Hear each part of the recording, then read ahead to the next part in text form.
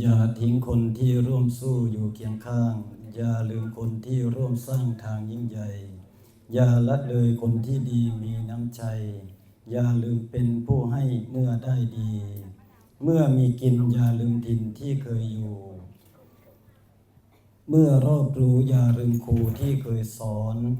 เมื่อเจอรักแท้อย่าลืมแม่ที่กอดนอนเมื่อคลายทุกข์ร้อนอย่าลืมธรรมที่นำทาง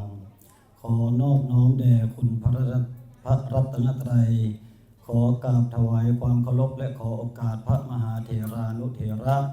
และเพื่อนพระสหธรรมิกผู้ทรงศีลทรงธรรมทุกรูปเจริญพรอุบาสกอุบาสิกาผู้ถือศีลอุโบสถและศีลห้าผู้ศรัทธาตั้งมั่นในพระสัทธรรมคำสอนของพระศาสนาเอามือลงนั่งตามสบายตามอัธยาศัยเป็นสีสั้นๆจับไม่ย่ำใดกันเลยแห่งมานั่งใกล้ตำรวจสมัยนี้ขึ้นค่ะโอ้ยตายวันนี้สนุกเสียจังเลยบอกไปซื้อๆนะไล่กับสัตว์เสื้อดอกเมาเสื้อดอกตะกอนสักไล่กันเลยสักตอนนั่งบวชละขางนี่ก็บุเป็นธรรมดาเด็กไว้ธนูได้นี่บุเป็นคาราบาวนั่งใกล้ตอนแรกว่ายุบสันสัตยานมันบอกคือสีสั้นๆเพิ่นว่าอาตมาคือสิโหอยู่นอกมาแต่ปีนี้จำพรรษาอยู่วัดปานาโพเป็นคนนครพนมโดยกำเนิดปีนี้ได้ถือโอกาสมาจำพรรษาอยู่นาโพกับท่านพระครูศรีปิยวนาภิรมย์หัวข้อธรรมในมื้อนี้ว่าย่อๆก็คือความกตัญญูกตเวที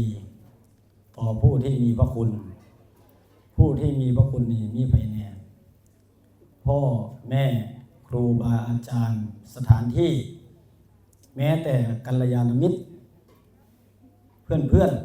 ที่ดีทุกคนแหละที่เคยให้ปัจจัยสี่ข้าวน้ำซ้ำปลาอาหารการกินที่อยู่อาศัยแก่เฮาก็ต้องระลึกนึกถึงคุณของท่านทุกๆคนถ้าบุคคลใดมีความกตัญญูเป็นที่ตั้งแล้วบุคคลนั้นสิเจริญก้าวหน้าบ่มีความตกต่ำตกน้ำบ่ไหลตกไฟบ่ไหม้เพิ่นว่าพระพุทธเจ้าของเฮาเพิ่นก็อาศัยความกตัญญูท่านถึงได้ตั้งจิตอธิษฐานตรัสรู้เป็นพระสัมมาสัมพุทธเจ้าตั้งแต่ชาติแรกของพระพุทธเจ้าเพิ่นก็ได้ตั้งจิตจากการกตัญญูนี่จากแม่ตั้งแต่สมัยเพิ่นเป็นพ่อค้าเรือแตกเอาแม่ขี่หลังว่ายน้ำข้ามห้วยข้ามทะเลจนถึงฝั่งเพิ่นก็ได้ตั้งจิตอธิษฐานอยากปลดทุกข์ให้กับสรรพสัตว์ทั้งหลายแม่แต่เพิ่นเกิดเป็นพญาช้างสารเพิ่นก็ยังกตัญญูเป็นนกกระจาบก็ยังกตัญญูเป็นมันยังอีกเพิ่นว่าสร้างยังก็เกิน33มันยังจำบ่ได้ฉะนั้นความกตัญญูเป็นเครื่องหมายของคนดีคือพระอาจารย์เพิ่นว่านิมิตตังสาธุรูปานังกตัญญูกตเวทิตาความกตัญญูเป็นเครื่องหมายของคนดีคนดีนั้นจะอยู่ที่ไหนมีความกตัญญูไปที่ไหนใครก็รักมีความเมตตาต่อเฮาคือวัดป่านาโพนี่ย่องไม่ออกก่อนยังพอยังบิณฑบาตอยู่แถวนั้นอยู่เดี๋ยวให้เมื่อบ้านก่อนตั้งแต่วันที่28คุณแม่วัดป่านาโพนี่จัดงานปฏิบัติธรรมเฉลิมฉลองพระสวดมนต์ถวายพระพรชัยในหลวงรัชกาลที่10แล้วก็ตรงกับวันบูรพาจารย์ของวัดป่านาโพตั้งแต่วันที่28 29 30มื้อนี้แม่ออกวัดป่านาโพนี่ยังนอนก็นอนหน่อยเด้อเห็นบ่ตื่นทำพร้อมตื่นลังคั่งน้ำนี่เห็นบ่นี่สะดุ้งตื่นพร้อมอาการนอนน้อยอยู่แม่ออกวัดป่านี่ปฏิบัติครับย่างเบิดมื้อ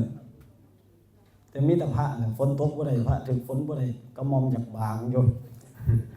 อยากเข้าตึกกุดเป็นจังได๋แม่ฮ้อนบ่ฮ้อนก็อดอย่าคู่ก็ฮ้อนคือกัน ฮ็ดใจลมๆเย็นๆไปเบิ่งหน้าเบิ่งตาแล้วเบิกบานแหละเที่ยนี้เป็นเที่ยสุดท้ายเพิ่นว่าออกพรรษาลาพระเจ้าอย่าเฝ้าลาเด้อพระเจ้าก็ได้ออกพรรษาแล้วยังมีผู้ปฏิบัติธรรมบ่โยมแม่แถวนี้มีบ่วันพระวันศีลเข้าวัดฟังธรรมปฏิบัติธรรมคือเก่าบ่มีโอสาธุนำสาธุอนุโมทนาสาธุฉะนั้นเฮาอย่าถิ่มเด้ออย่าถิ่มทำออกพรรษาก็เอาพระเพิ่นออกซื่อๆได้ออกพรรษานะพระมันเป็นตามพระวินัยที่ทรงบัญญัติไว้ให้พระอยู่จำพรรษาครบถ้วนไตรมาสคือ3เดือนนั่นล่ะเพราะหยังล่ะเพราะยามนี้มันชาวบ้านชาวไร่ชาวนาเฮาเฮ็ดข้าวเฮ็ดน้ำย่านพระสงฆ์เพิ่นไปเหยียบไปยำข้าวน้ำสามปลาพืชผักของชาวบ้านเพิ่นก็เลยกำหนดให้ว่าช่วงเวลานี้ให้ภิกษุสงฆ์จำพรรษาในอาวาสนั้นครบไตรมาส3เดือนหลังจากนี้ไปก็สิออกพรรษาเป็นฤดูท่องเที่ยวของพระภิกษุสงฆ์สิได้ออกจาริกธรรมไปหม่องนั้นหม่องนี้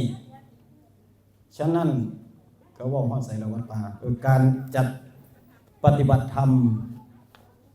ฉลองถวายเป็นอาจาริยูถวายเป็นอันนั้นเป็นอย่างสัมโภชน์สวัสดิ์เนี่ยอาจาริยบูชาขออภัยหลายๆนี่นะก็เลยตั้งแต่มื้อนี้ก็จัดงานมื้อนี้ก็ได้อยู่นั่นก็ได้ปฏิบัติธรรมมาเรื่อยๆตั้งแต่วันที่28 29 30รวมถึงมื้ออื่นถือว่าไม่ออกไปหลายอยู่เด้ไปฉะนั้นนี่แหละคือการรำลึกนึกถึงคุณของครูบาอาจารย์อยู่ใสก็มีความเจริญรุ่งเรืองถ้าเฮามีความกตัญญูกตเวทีต่อท่านนึกถึงแม่เพิ่นสิเสียไปมรณภาพไปแต่ดนแต่นั้นตัวนี้เฮาก็ยังอยู่ในจิตในใจฟังอยู่ในจิตในใจของเฮาคือบางคนโยมพ่อโยมแม่บางคนก็สิเครียดว่าอ้าวบ้านลูกหลานกูคือบ่เคยกตัญญูกตเวทีต่อกูแต่เฮาก็ลองย้อนไปเบิ่งทันหลังว่าแต่ตอนเฮายังหนุ่มยังสาวนี่เฮาเคยเฮ็ดจังไดกับพ่อกับแม่เฮาแน่เพราะว่าส่วนนี้มันเป็นกรรมเลยกรรมแต่มันเป็นกรรมะพันธุเฮาก็ต้องย้อนไปอย่าเฝ้าน้อยใจฉะนั้นเฮาก็ต้องปลูกฝังให้ลูกให้หลานเฮาอยู่ในศีลในธรรมพาเข้าวัดเข้าว่าปลูกฝังความกตัญญูให้เพิ่น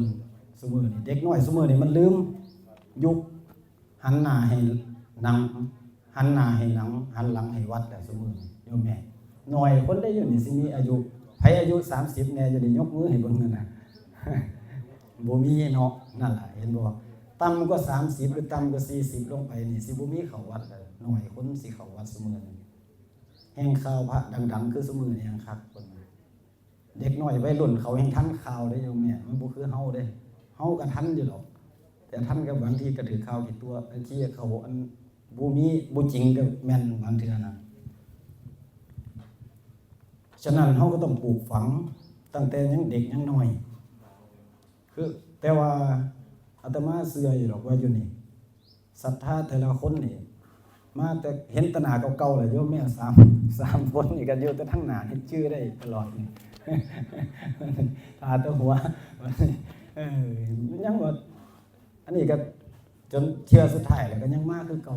แต่ว่าก็หลายๆคนที่จำได้เนาะถึงแดดสิร้อนฝนที่ตกก็ยังไปค่ารถค่าลาบ่มีก็ออกกันอาตมาก็ยังว่านี่ดีอยู่ในความศรัทธาตั้งมั่นถือว่าเฮานี่แสดงความกตัญญูต่อพ่อแม่ครูบาอาจารย์ที่สูงสุดเลยคือความกตัญญูต่อพระสัมมาสัมพุทธเจ้าของเรากตัญญูต่อพระธรรมคำสอนที่เราได้นำมาใช้ในชีวิตประจำวันของเราเฮาได้ปฏิบัติแล้วเฮาได้เห็นผลจริงเห็นบ่โยมแม่ได้เห็นผลบ่ปฏิบัติธรรมแล้วเห็นนั่นเห็นบ่ฉะนั้นอันดับแรกอันดับสูงสุดเลยก็คือความกตัญญูกตเวทิตาต่อพระองค์พระสัมมาสัมพุทธเจ้าของเราถ้าบ่มีเพิ่นก็บ่มีเฮาในมื้อนี้บ่มีพระสงฆ์องค์เจ้าในวันนี้พระสงฆ์องค์เจ้าก็เป็นแค่ผู้ที่บอกทางในศีลในทานในภาวนาชี้ทางให้เราเด้อโยมพ่อโยมแม่ฉะนั้นให้ตั้งมั่นศรัทธาอยู่ในพระธรรมคำสอน ขององค์พระสัมมาสัมพุทธเจ้าสืบต่อไปออกพรรษากับบุตรหน้าพระเจ้าวันนี้วัดป่ากสิปฏิบัติธรรมต่อในเดือนธันวาคม9ธันวาคมเนาะงั้นบ่ครับวัดธรรมโค9ธันวาถ้าใครสะดวกพระครูศรีก็จะจัดทำบุญในวันที่3ธันวาเนื่องด้วยวันเกิดของท่านวันคล้ายวันเกิดนั่นแหละเสียบุญหาโยมแม่ของเพิ่นอันนี้ก็ถือว่าแสดงถึงความกตัญญูกตเวทีต่อบิดาของท่านถ้าบุคคลใดไม่มีความกตัญญูไม่กระทำกตเวทิตาเนี่ยคนนั้นก็เป็นผู้นำไม่ได้ถือว่าเป็นคนดีไม่ได้ในสังคมโยมพ่อโยมแม่สุดท้ายนี้ก็ขอให้อยู่ดีมีแห้งรักษาศีลรักษาธรรมคำสู้พระศาสนาสืบต่อไปอายุมั่นขวัญยืนเด้อสา